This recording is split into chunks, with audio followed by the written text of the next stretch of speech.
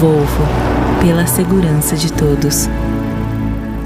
O assunto aqui no nosso programa, gente, mais uma informação ainda nesse bloco. O jornalista Oswaldo Eustáquio afirmou em depoimento ao Ministério Público do Distrito Federal que foi vítima de tortura dentro do complexo penitenciário da Papuda, em Brasília, hein?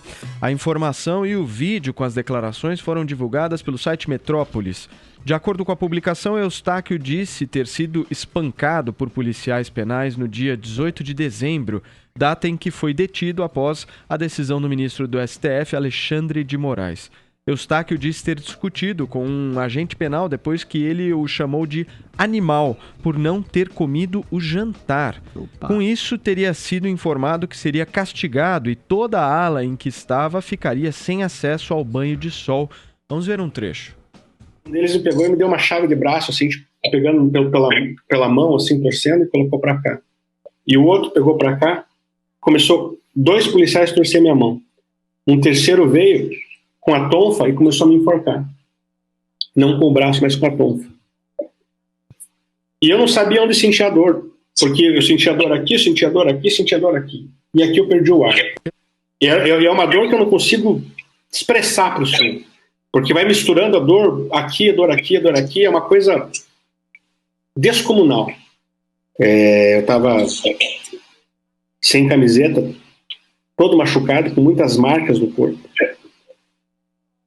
Uma delas eu carrego até hoje, porque não sei se o meu osso, alguma coisa, saiu fora do lugar. Tá aí, gente. O jornalista disse que não passou por exame de corpo de delito que evidenciaria as agressões que teria sofrido. O depoimento dado ao Ministério Público ocorreu após denúncia recebida pela Ouvidoria Nacional de Direitos Humanos. Atualmente, Oswaldo Eustáquio cumpre pena em regime domiciliar. Adriles, o que você acha dessa história?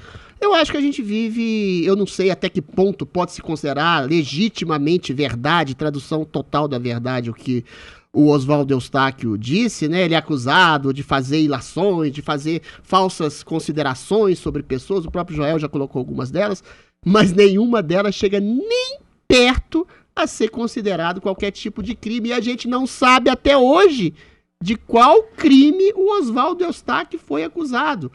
Então isso legitima um estado de exceção feito pelo Supremo Tribunal Federal que prende pessoas por simples crime de opinião. Se o caso do Oswaldo Eustáquio é nublado e ninguém sabe do que ele é acusado, inclusive seus próprios advogados, e ele foi preso sem saber do que estava sendo julgado, do que estava sendo processado, sem processo, sem julgamento, sem nada.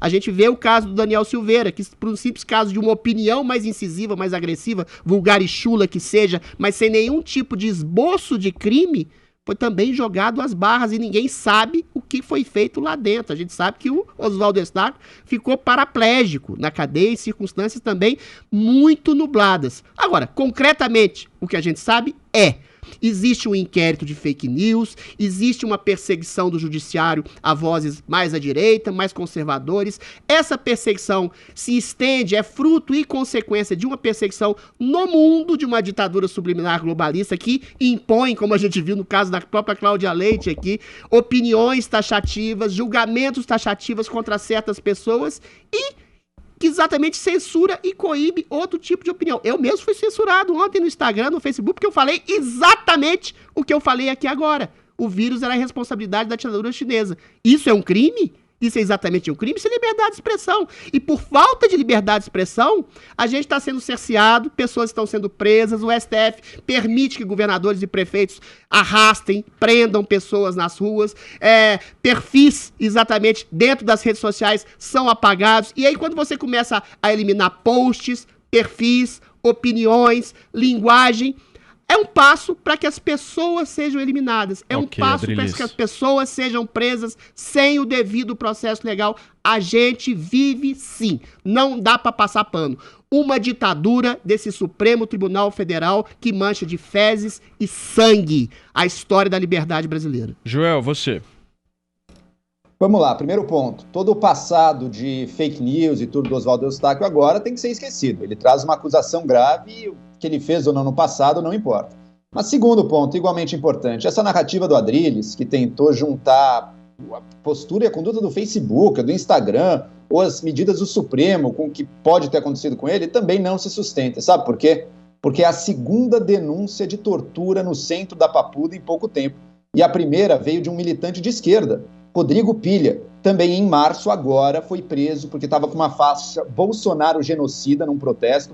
A polícia levou ele foi preso no centro da Papuda e relatou tortura muito similar por parte dos agentes penitenciários.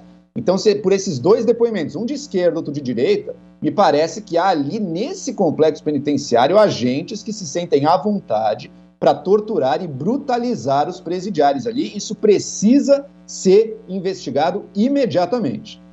Joel, bem, é muito simples. A questão de tortura tem que ser investigado e apurado devidamente. A questão é, se você colocar numa proporção, não adianta você pegar a exceção pela regra. Proporcionalmente, posts, pessoas, perfis, pessoas inteiras estão sendo presas e exatamente levadas à prisão sem um devido processo legal. Isso é muito mais hegemônico entre pessoas que têm um espectro conservador de direita do que de esquerda. Então existe sim uma tendenciosidade ao Supremo de perseguir pessoas que eventualmente estejam alinhadas ao governo Bolsonaro, isso é fato.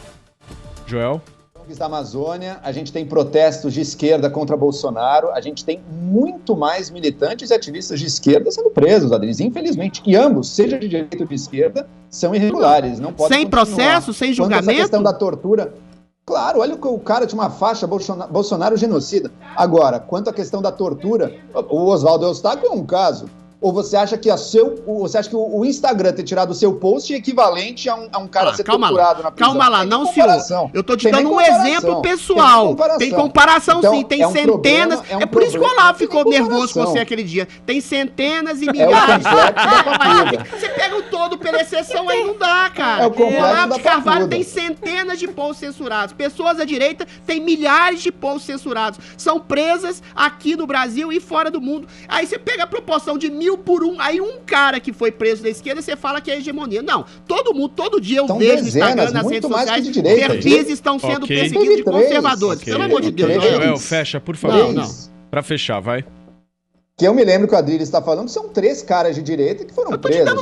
E alguns brevemente. Sarah Winter, você teve uma Sarah Winter, o deputado que ameaçou surrar, a Sarah Winter, que ameaçou surrar ministro do Supremo, o deputado que também ameaçou surrar ministro do Supremo, e o Oswaldo Eustáquio. E o Oswaldo Eustáquio com uma acusação de tortura seríssima. Isso não é porque eu não gosto dele que não tem que investigar, pelo contrário. Acusou, a gente tem que ir ao fundo dessa história. Agora, Adriles, eu te dou exemplo de membros de ONGs lá no Pará, acho que você até comemorou a prisão deles. Eu te dou exemplo de militantes e ativistas em diversos protestos. A coisa, não existe essa conspiração contra a direita, nananina, não. Muito bem. E Instagram tirar post... Chega, desligou, Reginaldo, por favor, desligou. Não. Senão isso daqui vira zona, Deixa eu